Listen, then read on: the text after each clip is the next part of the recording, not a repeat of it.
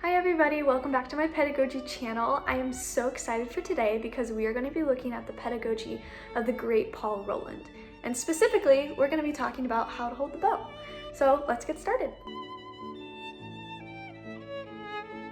So when we're teaching the bow hold, it's two of the things that give students a really hard time is learning the placement of the fingers, but also the roundness of the fingers. So the first thing that Paul Rolland talks about doing is to think about throwing a ball. When you throw a ball and you're waiting for it to come up, your hand is not flat and rigid. It's rounded and ready to receive it. So you can have a student bounce a ball maybe a few times to get this roundness in their fingers. Another thing you can do is to take the right hand and take the tip of the thumb and the first crease of the middle finger and form a circle, kind of like a interesting OK sign. This teaches roundness, but this will also be the center of your bow hold, so it encourages a rounded thumb, a rounded finger, instead of a straight, tense thumb finger. The next thing you're going to do is take a pencil, and you're going to help the student form their bow hold on the pencil such as this, with the thumb nice and bent underneath in the proper format. And then you might want to take their hand off and use a marker to place marks on their fingers where the bow touches the fingers to encourage correct finger placement. Two exercises you can do after this is waving your wrist up and down while maintaining the rounded fingers and rounded thumb and also the correct finger placement.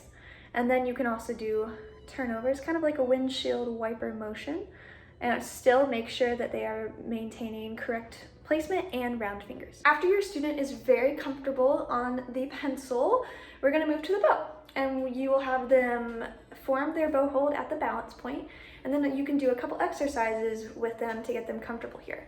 The first one is to move your bow as if it's a windshield wiper, and you want to do this motion slowly to start to build control and strength.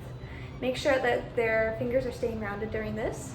And another thing that we can do is to move the bow up and down while maintaining proper curvature and also proper contact.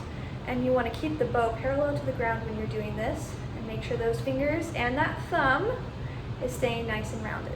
A third exercise you can do at the balance point is to hold the tip with your left hand, form your bow hold at the balance point, and then wiggle up and down, just a little motion.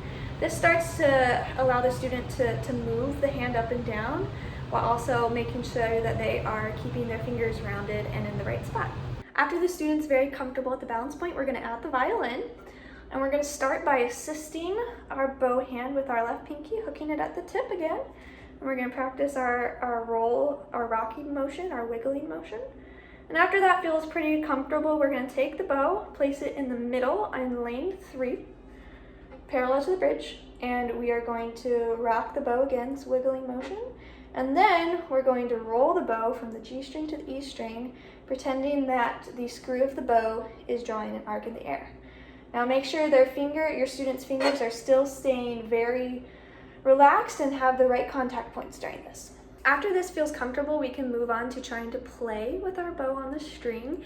But before we do that, one thing you have to look out for is straight bows. And one way you can practice straight bows is by taking an empty toilet paper or paper towel roll and placing your bow in it. You can place it on your shoulder and then practice moving up and down in a straight motion. Then you can take on a more violinistic pose and practice going straight through the tube as your guide. And that will help with straight bows. After you've practiced the shadow bowing, we're going to take away the tube and we're going to try to keep straight bows and a curved, beautiful bow hold while playing on the A string. So we're going to set in lane 3, parallel to the bridge, and we're going to play a few A's trying to keep our bow straight.